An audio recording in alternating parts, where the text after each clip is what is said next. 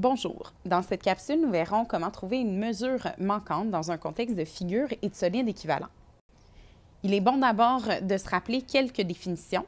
Donc d'abord, deux figures planes sont équivalentes si elles ont la même aire et deux solides sont équivalents s'ils ont le même volume. Dans un premier exemple, voyons les figures équivalentes. Donc, sachant que les figures ci-dessous sont équivalentes, trouve la mesure manquante.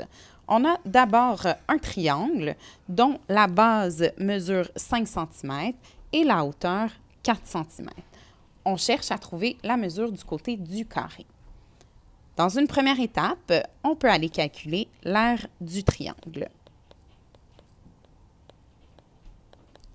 Donc, la formule d'aire d'un triangle, la base fois la hauteur divisé par 2. On a donc 5 cm fois 4 cm divisé par 2, ce qui nous donne une aire totale de 10 cm². Comme les deux figures sont équivalentes, on sait par définition que l'aire du triangle est égale à l'aire du carré. Avant de poursuivre, on va aller l'inscrire pour justifier la suite de la démarche. Maintenant que c'est fait, on peut aller trouver la mesure manquante dans une deuxième étape.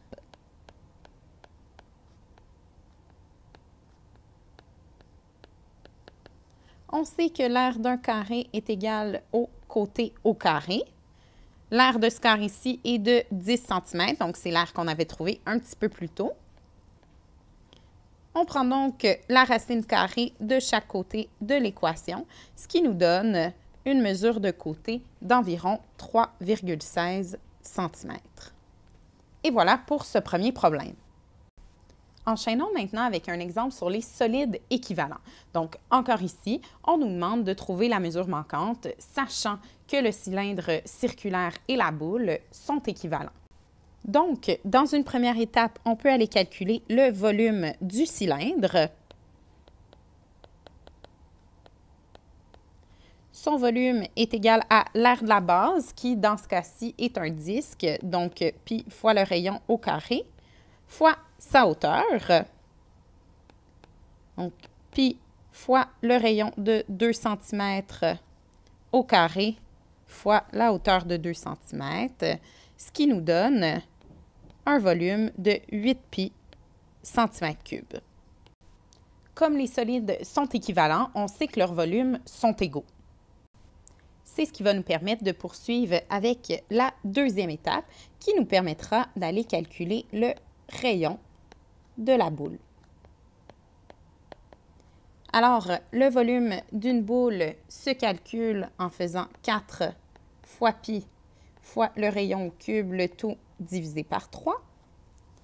On sait que le volume vaut 8 pi cm3 par la première étape, ce qui est égal à 4 fois pi fois r au cube divisé par 3.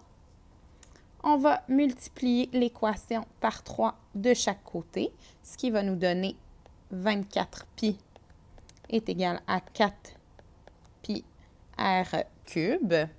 On va diviser par 4 pi de chaque côté. On a donc que 6 est égal à r au cube.